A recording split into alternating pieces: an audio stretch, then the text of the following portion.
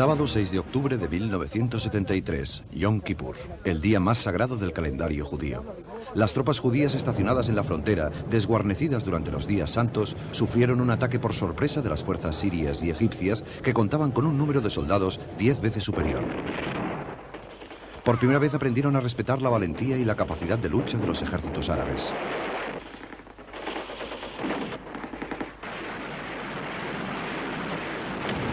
Particularmente las tropas egipcias, que se abrieron camino luchando en el Canal de Suez, donde obtuvieron un éxito espectacular y se enzarzaron luego en la batalla de tanques más grande y más cruenta del mundo desde la Segunda Guerra Mundial. Fue una guerra en la cual la tecnología militar más reciente hizo cambiar las tácticas convencionales, transformando las teorías comunes de la guerra moderna.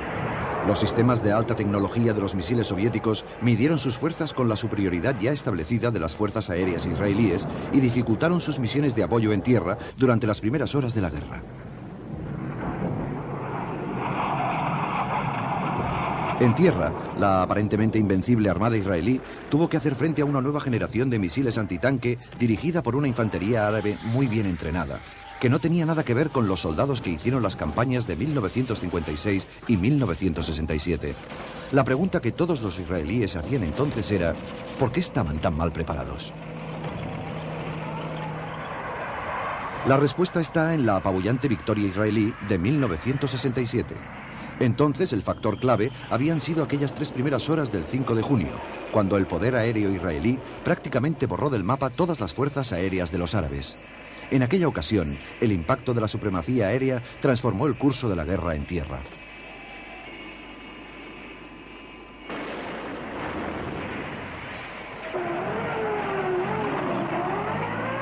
Desde entonces, la mayoría de los militares israelíes eran de la opinión que los árabes no se arriesgarían jamás a una confrontación a gran escala hasta que fueran capaces de competir en el aire. En 1975, las fuerzas aéreas árabes eran lo suficientemente potentes como para enfrentarse de nuevo. De todas formas, la derrota había sido tan flagrante que los líderes de los países árabes se vieron sometidos a una gran presión en sus respectivos países para intentar un nuevo enfrentamiento. Los altos del Golán de Siria, la franja oeste de Jordania y la península egipcia del Sinaí les recordaban constantemente la humillación sufrida en 1967. El rey Hussein, que había perdido una parte considerable de territorio jordano en la guerra contra Israel, no podía permitirse otra confrontación. Israel todavía estaba en inferioridad de condiciones en lo que respecta a un número de soldados, de tanques, aviones y misiles, comparado con los contingentes reunidos de Siria y Egipto. Estas fuerzas también debían cubrir 2 frentes distintos.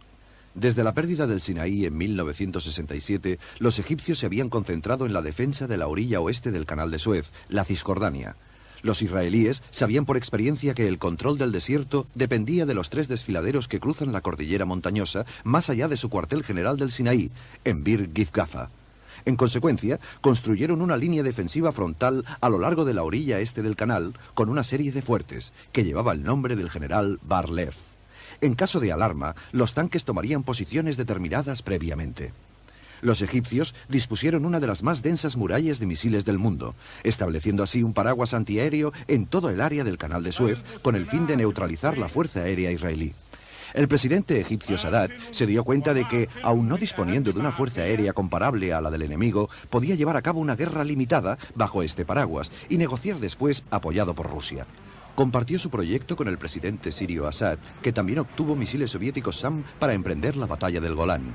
Se pusieron de acuerdo para organizar un ataque conjunto en el momento en que Israel estuviera menos preparada. El ministro de Defensa egipcio, general Ahmed Ismail, fue el comandante en jefe de las fuerzas conjuntas de Siria y Egipto. Negoció con los rusos para contar con apoyo armamentístico. Colaboró con él su jefe de Estado Mayor, general Shad el-Shazli, que era una figura carismática que había dirigido una brigada de paracaidistas de élite en el Sinaí en 1967. Acabó con la imagen de playboys del Cairo que se tenía del cuerpo de oficiales egipcios e inició un riguroso entrenamiento. Sus preparativos fueron minuciosos. Estudió incluso viejos registros de la Compañía del Canal de Suez para comprobar el régimen de mareas. Pero fue despedido discretamente a mitad de la guerra, después de oponerse a Sadat a propósito del papel que debía cumplir la reserva blindada en un momento crucial. Por parte israelí, el ministro de Defensa Moshe Dayan era una fuerte personalidad que había controlado los asuntos de defensa durante años. Su coraje y su talento fueron ampliamente demostrados durante la campaña del Sinaí en 1956. Pero en esta ocasión no dio la talla. Desde un primer momento estuvo invadido por las dudas y se mostró pusilánime, sin voluntad para tomar responsabilidades en situaciones militares decisivas. Después de la guerra, fue duramente criticado por la falta de preparación del ejército israelí. El general Dayan describió el canal de Suez como la mejor trinchera antitanque del mundo. Calculó que se tardarían 24 horas en tender un puente a través del canal y sortear los bancos de arena que los israelíes habían construido a lo largo del canal, que en algunos puntos alcanzaban los 18 metros. Un tiempo más que suficiente, según él, para que la reserva blindada, esperando en la retaguardia del Sinaí, apoyara los fuertes a lo largo de la línea Bar-Lev. Los 600 israelíes que guarnecían los fuertes de Bar-Lev se habían relajado un tanto. Los egipcios habían estado haciendo ejercicios regularmente durante meses e incluso construían nuevas instalaciones, presumiblemente para matar el aburrimiento. Pero todo eran distintos aspectos de un plan meticuloso que haría de la travesía del canal una hazaña militar de tintes épicos. Aquel octubre, los fuertes de Bar-Lev fueron ocupados por los reservistas de la Brigada Jerusalén en su servicio militar anual. Descubrieron la razón de aquel trabajo de construcción de los egipcios a las 2 de la tarde del día 6. Aparecieron rampas para tanques frente a sus posiciones. Los tanques se unieron a unas 1000 piezas de artillería en su ataque a la línea Bar-Lev, descargando toneladas de explosivos al tiempo que lanzaban un ataque aéreo sobre posiciones israelíes en el interior del Sinaí. Fue el principio de una operación técnicamente brillante que volvería a dar credibilidad a los ejércitos árabes. Los egipcios estaban tan orgullosos de su operación que meses después su tercer ejército realizó un simulacro de todo el ejercicio para las cámaras. Cientos de máquinas inundaron de humo la Cisjordania y el canal.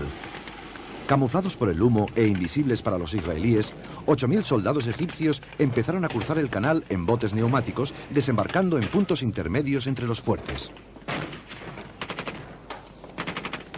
En 1971, los israelíes habían experimentado con un método de echar petróleo en el canal desde un subterráneo, convirtiéndolo en una muralla de llamas. Los egipcios no se arriesgaron. La noche anterior, un grupo de hombres rana había bloqueado las tuberías que iban a dar al canal.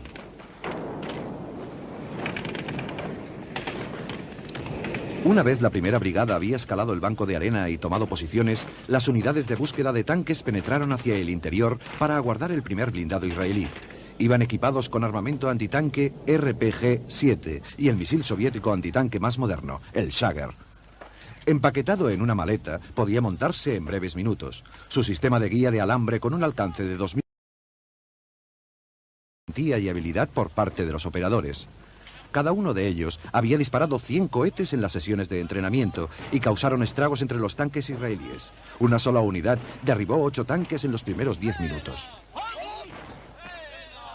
Con la defensa de tanques en su lugar y la llegada de equipamiento pesado, la segunda fase de la operación podía empezar. Una serie de grupos con la misión de despejar las defensas israelíes empezaron a actuar, allí donde la Brigada Jerusalén estaba repeliendo el ataque después del choque inicial.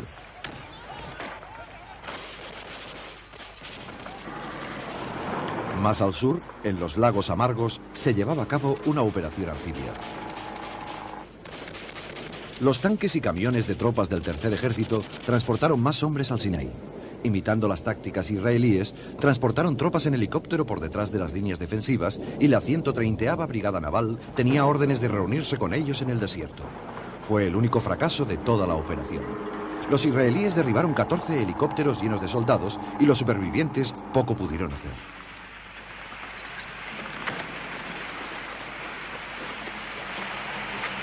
Los generales egipcios habían estimado la pérdida de unos 10.000 hombres solo en la travesía del canal. De hecho, la cortina de fuego había mantenido a los israelíes en sus búnkers y durante esta fase de la operación, la más peligrosa y expuesta, el número de bajas fue de 208. El problema que suponía sortear los bancos de arena lo solucionó un teniente egipcio de gran ingenio que había trabajado en la construcción de la presa de Asuán. Unas bombas de irrigación británicas dieron la potencia necesaria a unas mangueras de alta presión que simplemente aspiraron y evacuaron la arena hacia el canal. Con este sistema, acabaron con las trincheras en la mitad de tiempo del que les hubiera llevado utilizando explosivos o excavadoras, y durante el primer día desmontaron 60 bancos de arena. Rebajar los bancos fue un logro del ingenio egipcio, pero tender puentes sobre el canal fue resultado de la probada experiencia soviética y de sus materiales.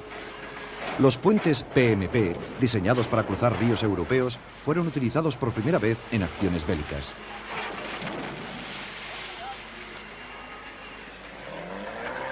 Los pontones seccionales podían unirse unos a otros en cuestión de minutos.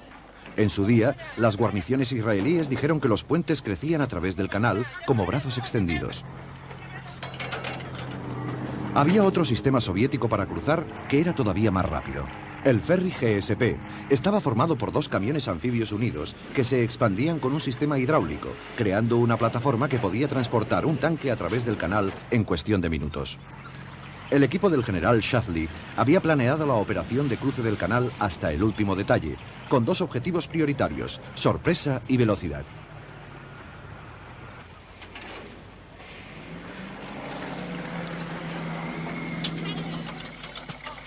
Todo el sistema defensivo israelí estaba organizado en base a la convicción de que el transporte de divisiones blindadas y material pesado a través del canal no podía durar menos de 48 horas. Estaban convencidos de poder frustrar cualquier ataque en este lapso de tiempo. Sin embargo, en 10 horas, los egipcios ya habían montado 10 puentes y había 500 tanques en la orilla este. En 24 horas, 2 divisiones blindadas habían cruzado el canal.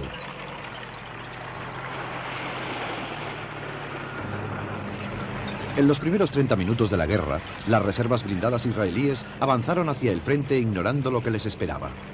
Fueron aniquilados por los escuadrones egipcios de persecución de tanques.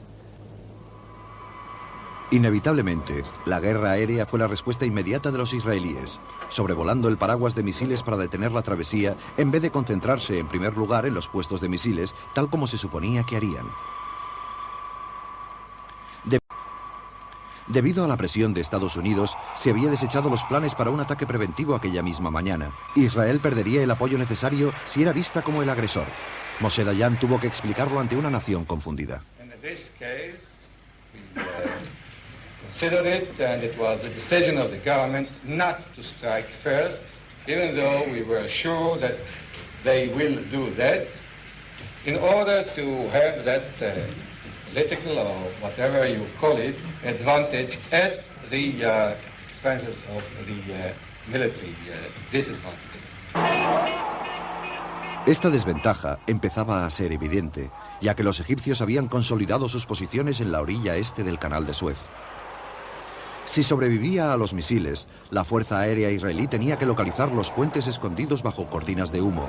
Incluso si eran bombardeados, la construcción por secciones facilitaba su reparación y podían ser transportados fácilmente sobre el agua a otros puntos de cruce. Las tropas egipcias estaban satisfechas de sus logros. Habían desbaratado los primeros contraataques exactamente según el plan urdido y ahora iban tomando posesión de los fuertes de la línea Bar-Lev uno por uno. Pero no todos cayeron fácilmente. El fuerte situado más al norte no pudo ser tomado, y en el otro extremo, en el sur, en el puerto de Tevlik, un oficial y 42 hombres resistieron durante una semana el asedio antes de rendirse con la mediación de la Cruz Roja. Al cabo de varios ataques repetidos, agotaron sus últimas granadas y municiones. El oficial egipcio que asaltó el fuerte estaba convencido de que habían escondido el armamento pesado, pero la verdad es que no había tal armamento. Los llevaron en ferry hasta el puerto de Tevlik, donde los supervivientes ayudaron a sus compañeros heridos a desembarcar para ser encarcelados. Entre las filas israelíes que iban llegando el lunes día 8 por la carretera hacia el Sinaí, la moral era todavía alta. Su confianza en una fácil victoria se vio reforzada por la visión, en su ruta por el paso de Midla, de los restos de chatarra de la derrota egipcia de 1956 y 1967.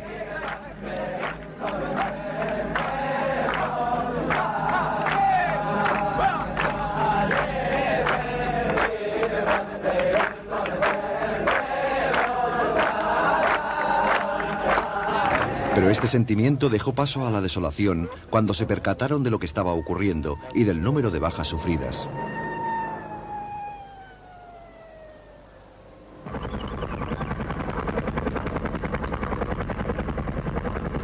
En aquellos primeros días, los egipcios eran los únicos que tenían motivo para celebrar algo. Este campo de batalla se hallaba en el desierto remoto.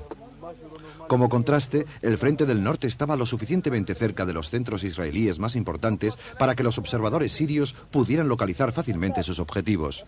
Aquí, los altos del Golán estaban solo a 27 kilómetros. Desde este altiplano volcánico había 4 carreteras que llevaban al norte de Israel a través del Jordán. La más importante era la que cruzaba el río por el puente Benot Yaakov desde Quneitra y Kfar Nafak, los cuarteles generales del área israelí.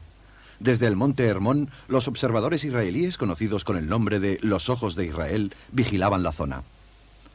Los sirios planeaban cruzar la línea de alto el fuego en un solo asalto blindado masivo, con 2 columnas atacando por los flancos para atacar Kfar Nafak y el puente, mientras otras columnas se ocuparían de las carreteras menos importantes.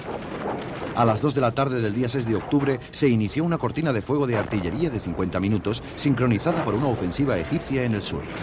Esto despejó el camino y dejó vía libre para los blindados sirios, que arrasaron a su paso por los puestos fronterizos. Invadieron el lugar como si fuera agua, declaró un israelí. Nunca imaginé que hubiera tantos tanques en el mundo. Los israelíes tenían 180 tanques y 60 cañones para defender un frente de 64 kilómetros. Fue la lucha más heroica y desesperada de toda la guerra. Un joven teniente con un puñado de tanques mantuvo en vilo al grueso del avance sirio con fuego convencional y movimientos tácticos.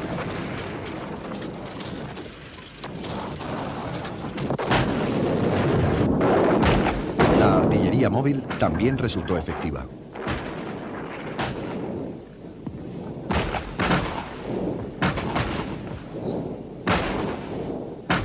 La ventaja de Israel era que conocía el terreno. Se había entrenado allí a menudo, haciendo pruebas de balística y estudiando los mejores ángulos de tiro. Pero no habían previsto combatir en una proporción de 1 contra 5 y hasta de 1 contra 11 en alguna ocasión, y se retiraron implacablemente. Al igual que en el Sinaí, la Fuerza Aérea Israelí se movilizó para frenar el avance. Pero incluso a vuelo rasante se pagó un alto precio al aceptar el reto de las baterías SAM. En un fuego cruzado en el aire de efectos letales, los SAM-6, SAM-7 y la artillería antiaérea derribaron 40 aviones la primera tarde. Pero los israelíes adaptaron rápidamente sus tácticas, volando bajo sobre el Jordán para sorprender a los sirios en el flanco y evitando así un gran número de baterías de misiles. Los restos de los vehículos sirios abandonados a lo largo de la carretera daban testimonio de su eficacia. En algunos lugares, la tierra quemada y ennegrecida era la prueba fehaciente de que, como los americanos en Vietnam, estaban usando napalm. Domingo, segundo día, los reservistas israelíes se despliegan en el sector sur en tanques Sherman de la Segunda Guerra Mundial modificados. Sus oponentes fueron los T-55 y los T-62, los tanques soviéticos más recientes en aquel momento. A pesar de estar a una distancia tecnológica de 30 años, destruyeron un número mayor de sirios, aunque tuvieron que pagar un precio. Las 2 brigadas israelíes del frente fueron prácticamente arrasadas, pero habían ganado tiempo para el ejército civil. La movilización había empezado un día antes y muchos no esperaron para el santo y seña. Agarraron sus equipos y se dirigieron a los frentes, en camiones, coches y autobuses. Un pelotón llegó a conducir una camioneta de transporte de leche hasta el frente del Sinaí. La primera ministra Golda Meir expresó el sentir de su pueblo. Small as it is, surrounded as it is by enemies, has decided to live. And if we have to pay the price for living, we have to pay it. This is not a people that can give in. Los primeros refuerzos que iban llegando desperdigados al Golán eran enviados de inmediato hacia el frente. La situación era tan desesperada que no había tiempo para una respuesta coordinada. En el sur, los sirios estaban ahora a solo 10 minutos en tanque del puente Benot Yaakov. El lunes por la mañana, a las 36 horas del inicio de la guerra, las carreteras hacia el Golán estaban atascadas de tropas y material bélico. Al aproximarse a los altos, se arriesgaban a recibir fuego de artillería desde el monte Hermón, que había caído en manos de los comandos sirios en las primeras horas de la guerra. Totalmente movilizado, ahora el ejército israelí empezaba a cambiar la situación. Las bajas habían sido numerosas. La defensa del Golán les había costado 250 hombres en los primeros 2 días. Un pequeño ejército no podía seguir permitiéndose este volumen de pérdidas, y a partir de entonces fue una prioridad al procurar sufrir el mínimo posible de bajas. Ahora confiaban sobre todo en la artillería para desalojar a los sirios.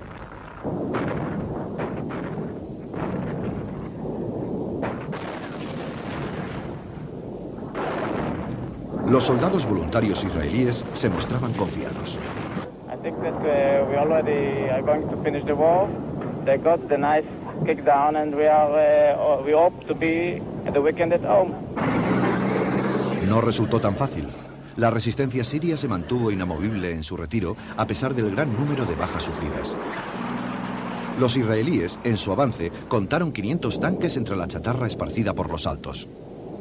Al norte de Quneitra, las columnas sirias se habían visto reducidas debido a los campos de minas y la excelente 7ª división blindada israelí no desperdició la ocasión. Bautizaron aquella zona con el nombre de El Valle de Lágrimas. Abandonados entre la chatarra había camiones Sager soviéticos nuevos con capacidad de lanzamiento para 6 misiles.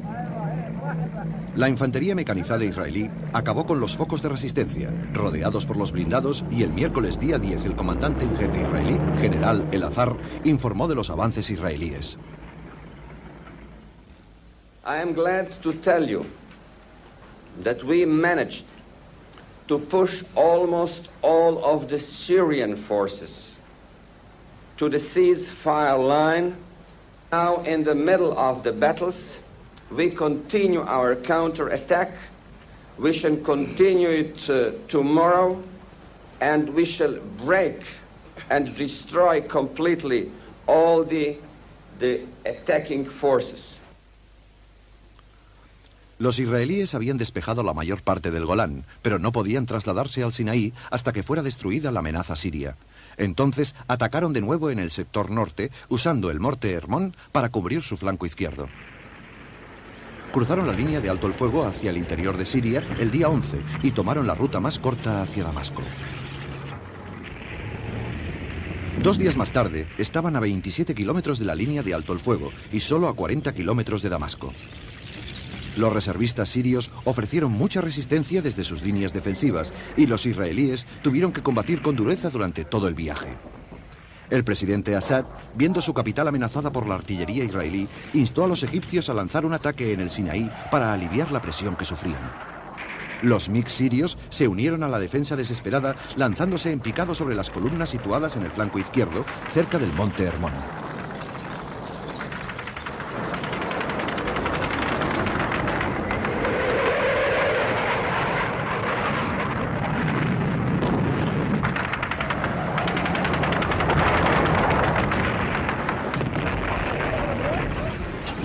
Pero fue una aparición breve, porque una vez más, los israelíes tenían la supremacía en el aire.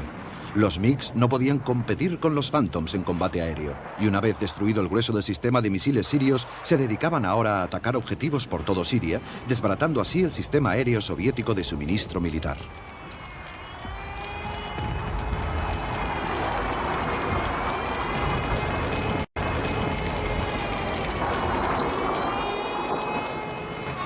También por mar estaban cortando las rutas de suministro.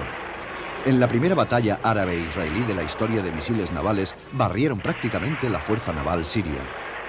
Y los soviéticos se vieron obligados a mover su flota para mantener abiertos los puertos sirios. Los americanos respondieron reforzando su sexta flota, un toque de atención bastante claro contra una mayor injerencia soviética. El mundo árabe también acudió en ayuda de Siria. Entered Syria and have been heavily engaged in action throughout yesterday. 4.000 hombres de la 40ª Brigada Jordana combatieron junto a una división blindada iraquí, atacando el flanco sur, pero la coordinación entre ellos resultó complicada y ambos sufrieron muchas bajas en manos de los israelíes.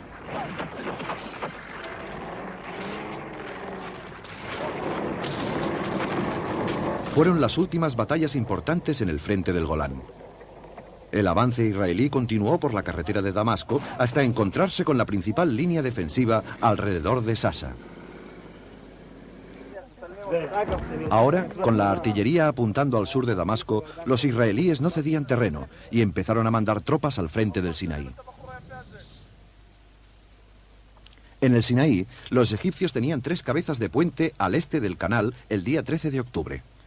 Los habían extendido a través del canal, pero solo a lo largo de 16 kilómetros. Sin embargo, los egipcios mantenían la confianza. Habían logrado la mayor parte de sus objetivos. Estaban bien atrincherados detrás de una cortina de misiles antitanque y antiaéreos, y a su alrededor estaba la evidencia de los daños que habían infligido a los contraataques israelíes. Todo lo que tenían que hacer ahora era esperar el alto el fuego, según los planes. Pero Sadat había cambiado de opinión. Siguiendo sus órdenes expresas, las 2 divisiones blindadas que constituían la reserva principal en la orilla oeste empezaron a cruzar hacia el este, respondiendo a la llamada de Siria a la acción. Una vez finalizada la guerra, el general Shazli declaró que durante 2 días se había opuesto a esta operación, temiendo dejar desprotegida la orilla oeste, pero finalmente Sadat se lo había ordenado directamente y obedeció. Las 2 divisiones llevaron a cabo un amplio movimiento de ataque por los flancos para tomar Bir Gifgafa, forzando a los israelíes a concentrarse en el frente sur. Los israelíes estaban preparados, los tanques y la infantería aguardaban, y esta contaba ahora con los misiles americanos Chaum. Cuanto más avanzaran los egipcios alejándose de sus refugios antiaéreos, peores serían los daños que sufrirían desde el aire. Era precisamente lo que los israelíes esperaban y deseaban. A las 6 de la mañana del 14 de octubre empezaba la batalla más importante desde la de Kursk, en la Segunda Guerra Mundial. 2000 tanques en combate a lo largo de un frente de 160 kilómetros. Al caer la noche, los egipcios habían perdido 264 tanques, los israelíes solo 10.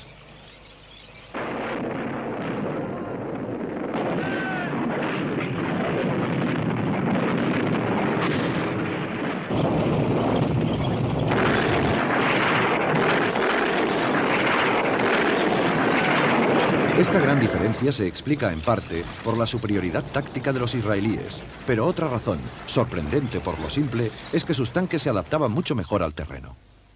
Desde una posición plana de chasis detrás de las dunas, el tanque de batalla israelí, el Centurión, podía rebajar 10 grados el cañón de manera que presentaba un objetivo mínimo al disparar. El T-55 soviético de menor calidad que usaban los egipcios solo podía rebajar el cañón 4 grados, presentando así un objetivo mucho más grande en las mismas circunstancias. No fueron solo los blindados egipcios los que sufrieron. Una vez más, habían lanzado paracaídas en las líneas y en la retaguardia. Una vez más, los israelíes los rodearon.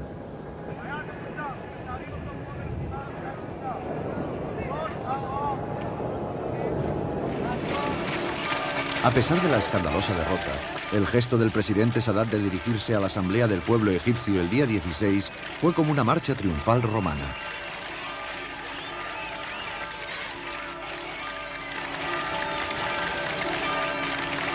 El presidente y el general Ismail fueron aclamados por las masas al entrar en la Asamblea. Habían dado una tremenda victoria al pueblo egipcio, devolviéndole su orgullo nacional.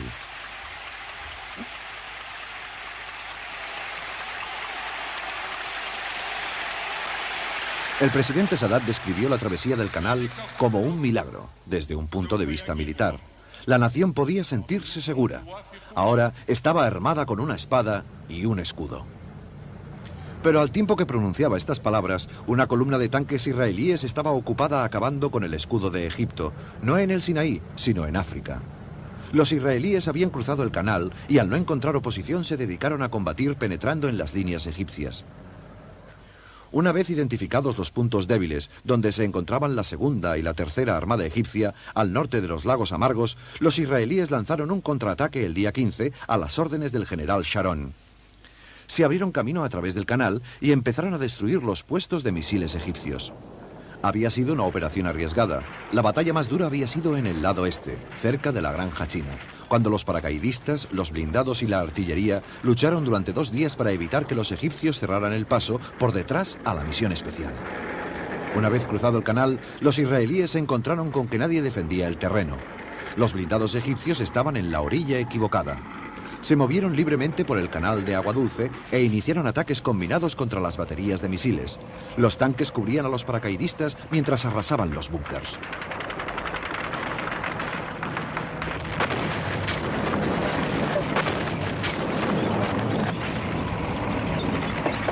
Shadley estaba ahora en un momento crítico. Discutió a propósito del envío de blindados hacia el oeste, pero Sadat tachó la travesía de los israelíes de operación televisiva y en secreto cesó a Shadley de su puesto. Lo que finalmente convenció a Sadat de la gravedad de la situación fue el envío aéreo de material militar americano a Israel. Las pérdidas materiales eran enormes en ambos lados, pero él esperaba que los israelíes acordarían un alto el fuego mucho antes de agotar el suministro bélico soviético. Ahora se veía forzado a pedir ayuda a los rusos con el fin de que mediaran para un alto el fuego. Moshe Dayan se había mostrado contrario a la travesía desde un principio, pero rehusó tomar decisiones en ningún sentido. Le dijo a Elazar que él solo podía decidir en asuntos militares. Pero cuando se encontraron en el Sinaí el día 19, sabían que había llegado el momento de hablar.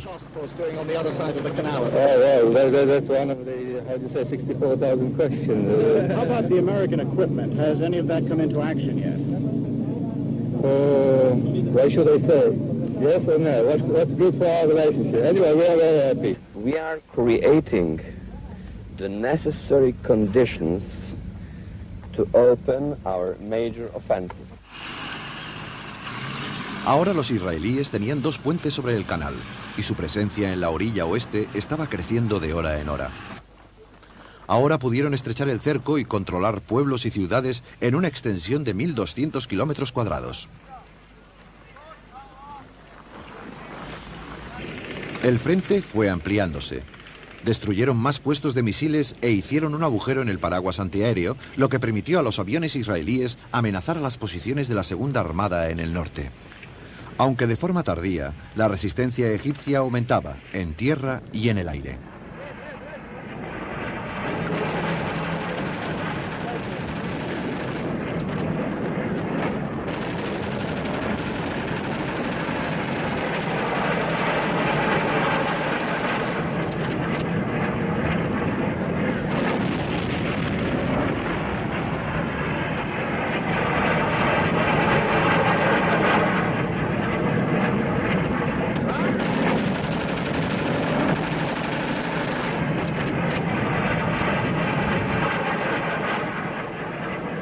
Este ataque aéreo del 22 de octubre acabó minutos antes del anuncio de alto el fuego.